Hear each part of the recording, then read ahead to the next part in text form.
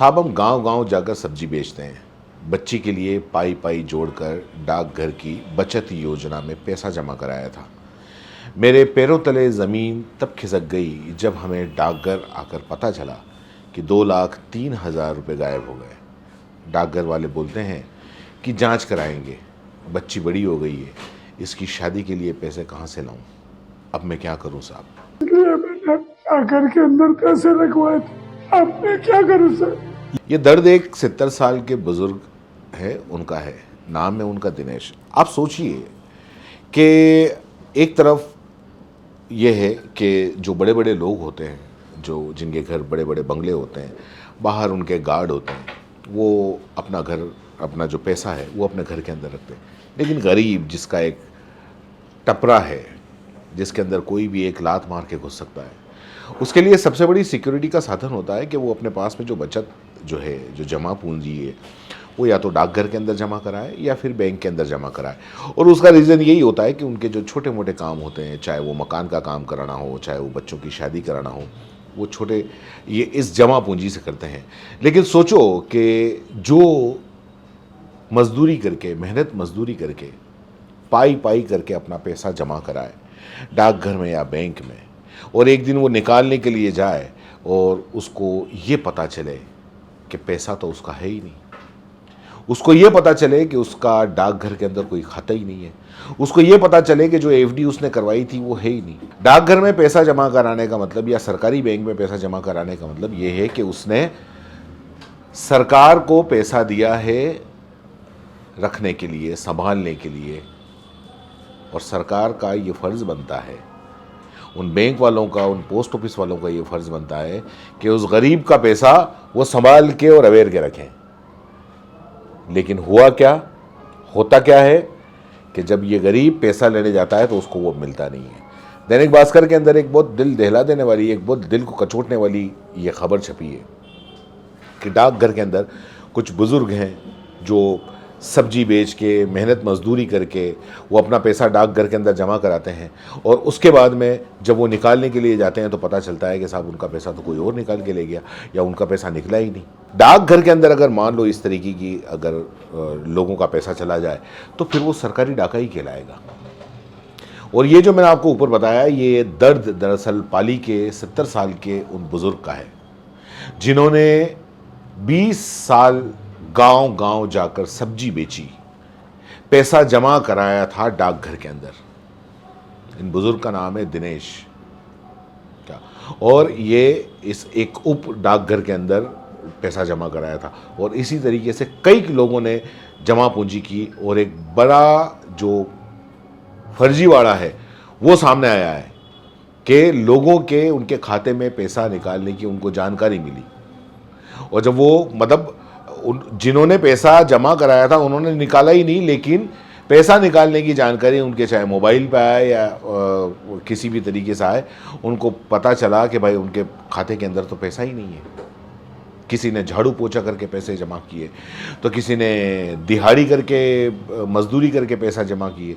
अब उन लोगों के साथ में ठगी हुई है, सरकारी ठगी। कौन है गुनाहगार, जिम्मेदार कौन है? अधिकारियों के पास जाओगे, एक रटा रटाया सा उनको जवाब मिलेगा, साहब कि जांच कराएंगे। अरे क्या खाक जांच कराओगे? जिस गरीब का पैसा एक पाई पाई करके अगर वो जोड़ता है और लेने के लिए जाता है, चाहे वो 1 लाख हो, 2 लाख हो, 10 लाख हो, आप उसका दर्द समझ नहीं सकते।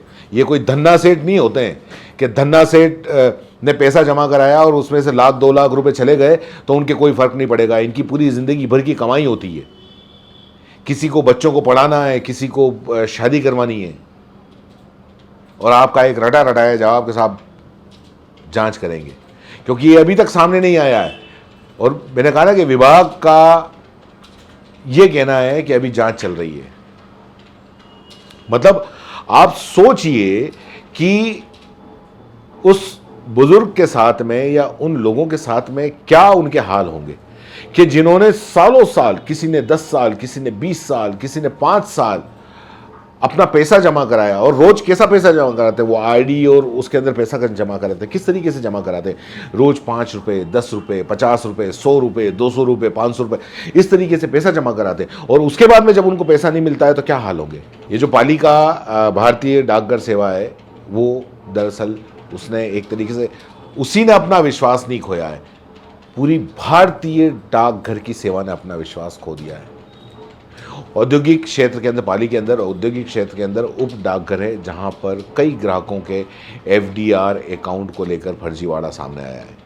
वहीं अब ऐसे ग्राहक भी सामने आए हैं जिनके डाकघर में बचत अकाउंट से मोटी राशि गायब हो गई है। शुक्रवार को ये जो शहर है पाली, उसमें पुलिस लाइन में शिव कॉलोनी में रहने वाले 70 साल के दिनेश कुमार हैं, पुत्र भगवान दास है, अपनी बेटी और पत्नी को लेकर ये शहर के मुख्य डाकघर पहुंचे। उन्होंने ये शिकायत भी दी। उन्होंने ये भी बताया कि डाकघर के बचत खाते में 2,05,000 रुपये गायब हो गए। बचत खाते से 3 बार ये पैसा निकाला गया, जबकि उन्होंने पैसे नहीं निकाले, ये उनका कहना है। मामले में डाकघर के जो अधीक्षक हैं उन्होंने आश्वासन दिया है, सिर्फ आश्वासन नहीं दे सकते हैं, उनके पास में और कुछ नहीं है, कि मामले की साहब पूरी निष्पक्ष जांच होगी, उनका पैसा कहीं नहीं जाएगा। और आश्वासन लेने के बाद में जब वो पैसा लेने गए तो पैसा लेके नहीं लौटे, आश्वासन लेके ये बुजुर्ग दंपत्ति लौटे हैं। और ये अधिकारियों के आश्वासन क्या होगा क्या नहीं होगा, ये तो ऊपर वाला ही जानता है। उनके सामने अब सबसे बड़ी समस्या है, जवान बेटी है, उसकी शादी के लिए इन्होंने बचत की थी, अब कहाँ से लाएंगे। दिनेश कुमार जो है वो कहते हैं कि पत्नी लक्ष्मी देवी और वो 20 साल से मोहल्ले मोहल्ले जाकर ठेले पर सब्जियां बेचते हैं। मेहनत करके 3 बच्चों को बड़ा किया, बचत करके पाली शहर में धान मंडी क्षेत्र के जो उप डाकघर है उसके अंदर पैसा जमा कराया। बेटे बेटी की शादी के लिए बचत कर इन्होंने की, लेकिन अब क्या है कि इनके खाते के अंदर सेंधमारी हो गई। 3 बार में 2,05,000 रुपये विड्रॉ हो गए। उनका ये कहना है कि मैंने एक बार भी ये रकम नहीं मैंने निकाली। जवान बेटी जो वीणा है उसकी शादी उनको करनी है, रुपये नहीं मिले तो आखिर वो कैसे उनकी शादी करेंगे। मतलब इनका दुख हम लोग समझ ही नहीं सकते। डाकघर के जो अधीक्षक हैं उनको लिखित के अंदर शिकायत दी है। जो वह दिनेश और उनकी पत्नी और बेटी दोनों पहुंचे थे, वहाँ पर जो अधीक्षक हैं आरसी मीणा, उनसे मिले और परिवार ने लिखित में शिकायत दी। शिकायत में बताया कि धान मंडी स्थित जो डाकघर है उसमें मेरा बचत खाता, जिसका अकाउंट नंबर 1908477720 है, इस अकाउंट से पति पत्नी ने बचत करके 7,12,763 रुपये जमा किए थे। 8 अक्टूबर को 2024 में उन्होंने 2 लाख रुपये निकाले और उसके बाद में खाते में 5,12,763 रुपये बचे। लेकिन 19 अक्टूबर 2024 को 1,28,500 रुपये और उसके बाद में 4,500 रुपये विड्रॉ किए गए और फिर 21 अक्टूबर 2024 को 70,000 रुपये विड्रॉ किए गए और ये रुपये उन्होंने नहीं निकाले। आखिर अगर उन्होंने नहीं निकाले तो किसने निकाले।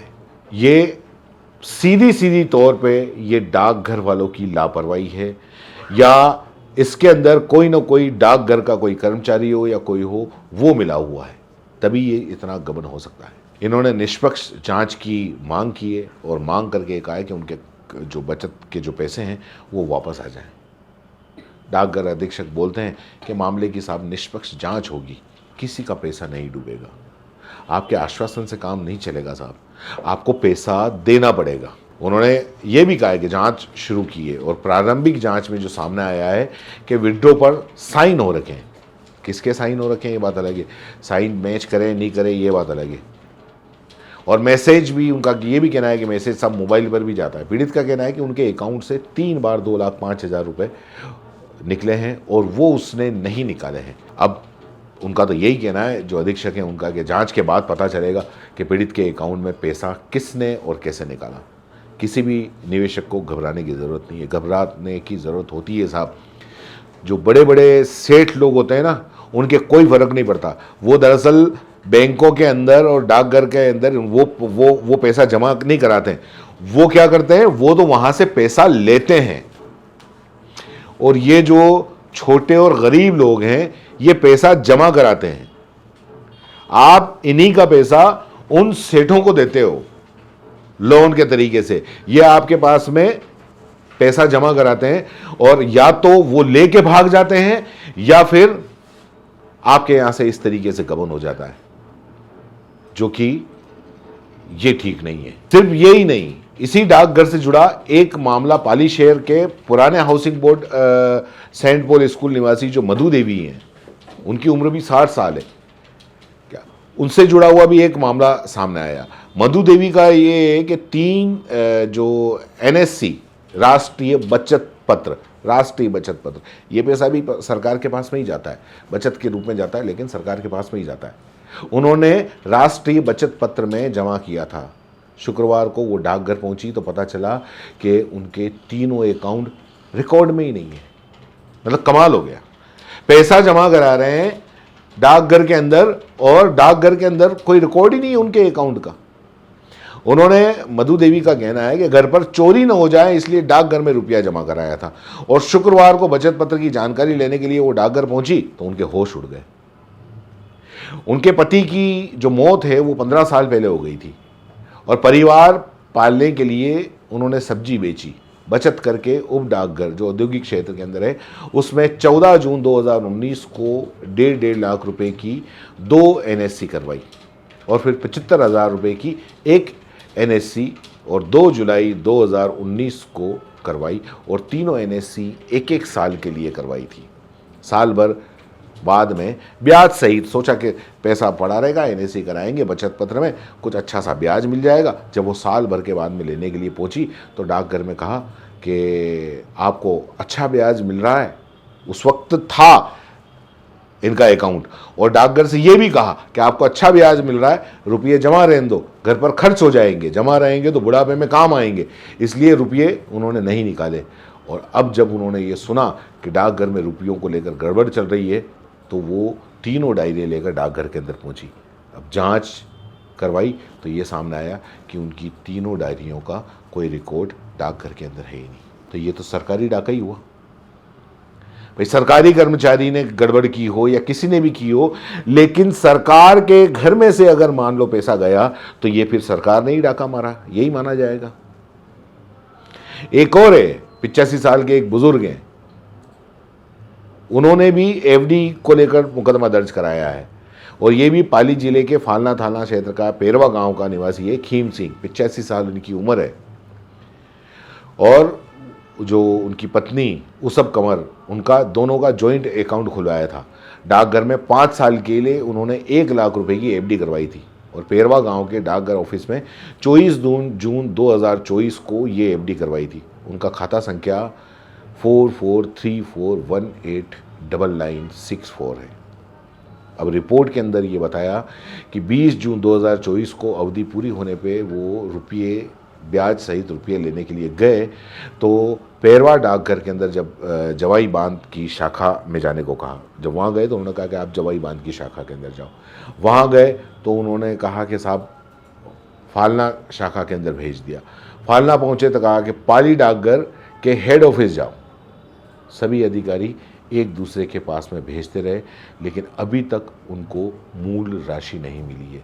जब FD लेते हैं तो बड़े बड़े सपने दिखा के इन गरीबों से FD लेते हैं। 1 लाख रुपए की FD, 50,000 रुपये की FD, 40,000 रुपये की FD, इस तरीके से ये लोग FD करवाते हैं और उसके बाद में फिर क्या सामने आता है कि साहब उनकी FD पैसा ही नहीं है। इन्होंने रिपोर्ट के अंदर बताया है कि पेरवा डाकघर के तत्कालीन जो डाकपाल हैं मदन लाल और अन्य, उन्होंने मिलकर अमानत में खयानत करके धोखाधड़ी की है। सरकार मतलब जांच कर दोषियों के खिलाफ कार्रवाई होनी चाहिए और मेरे हक में पैसा ब्याज सहित दिलवा देना चाहिए। जो फालना के थाना इंचार्ज हैं विक्रम सिंह, उन्होंने बताया कि 15 नवंबर 2024 को रिपोर्ट दर्ज कराई थी, मामले की जांच चल रही है।